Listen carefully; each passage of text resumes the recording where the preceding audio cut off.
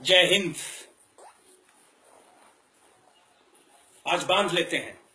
वैसे तो हम हमेशा से बांधते आए हैं, लेकिन आज आपको बांधना सिखा देते हैं।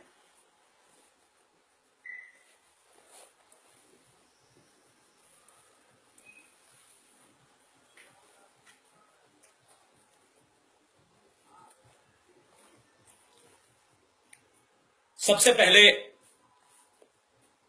देश के सभी रामजादों को इस जीत की भगवा शुभकामनाएं।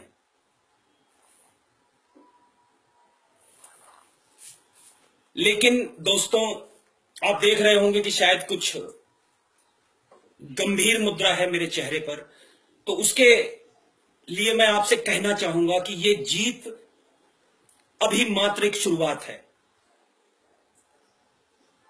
वास्तव में ये उस परिस्थिति की एक शुरुआत है जैसे कि किसी सैनिक को युद्ध के लिए ग्रीन सिग्नल मिल गया हो। रामजादों को, हरामजादों को सबक सिखाने के लिए ग्रीन सिग्नल मिल चुका है। अब हमें यह तय करना है कि इन हरामजादों का क्या करना है। असली जंग अब शुरू होगी। देशद्रोहियों के खिलाफ, भीतर घातियों के खिलाफ, भारत माता के खिलाफ आवाज उठाने वालों के खिलाफ, और मुख्य रूप से उन लोगों के खिलाफ जिनकी धार्मिक भावनाएं आहत हो रही थी। पिछले कुछ सालों से जिन्होंने धार्मिक भावनाओं के नाम पर इस देश में दंगे किए, हिंदुओं के घर जलाए, न जाने कितने बलात्कार किए, हिंदुओं को कैराना जैसे न जाने कितने स्थानों से भागना पड़ा, जो परिस्थितियां खड़ी कर दी कि बच्चियों को स्कूल छोड़ना पड़ा, हमें याद रखना होगा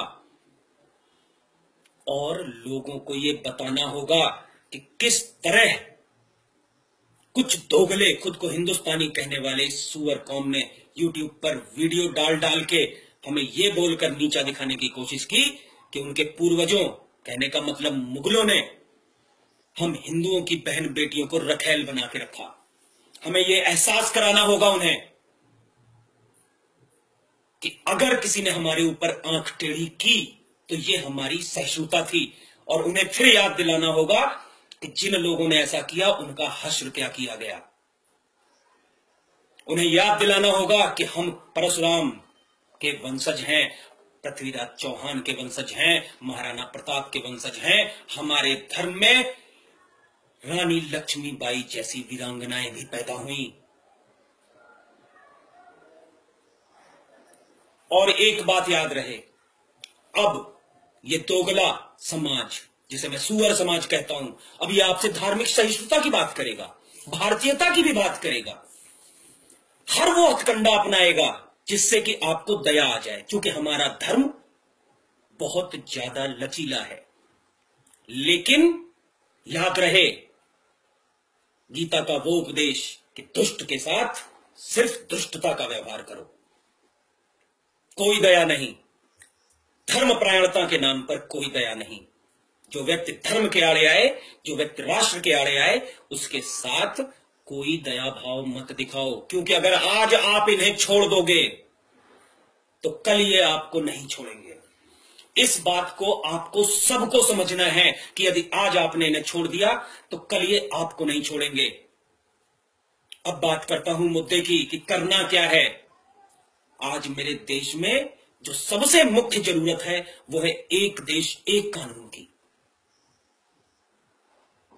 हर व्यक्ति पर समान कानून लागू होना चाहिए। जैसे आज मेरे देश का हर मंदिर सरकार के नियंत्रण में है, तो या तो मेरे मंदिरों को आजाद करो, जो कि कर नहीं सकते, या फिर मस्जिद और मदरसों को सरकारी नियंत्रण पे लेकर के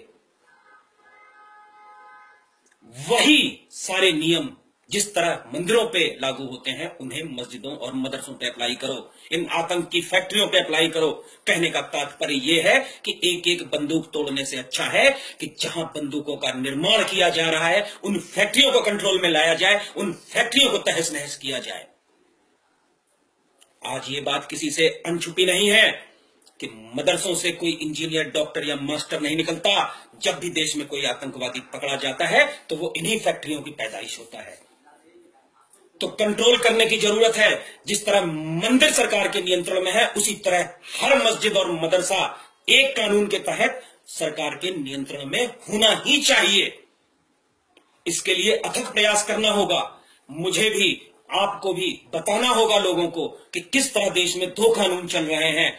उन्हें तो हज सब्सिडी के नाम पर हमारा पैसा दे दिया जाता है, उन्हें तो मदरसों के अनुदान के नाम पर हमारा टैक्स का पैसा दे दिया जाता है, और हमसे अमरनाथ यात्रा पे टैक्स ले लिया जाता है। हमारे मंदिरों से 37% टैक्स वसूल लिया जाता है।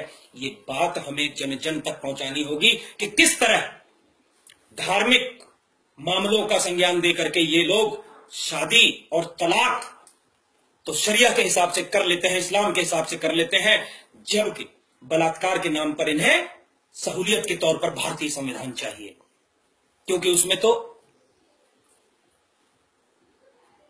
समझ रहे हैं, आपको भी समझना है, साथ वालों को भी समझाना है। और एक मुहिम के तहत इस बार नहीं, मैं मित्रों फिर कहूंगा, अगर इस बार नहीं तो फिर कभी नहीं, अगर अभी नहीं तो फिर कभी नहीं।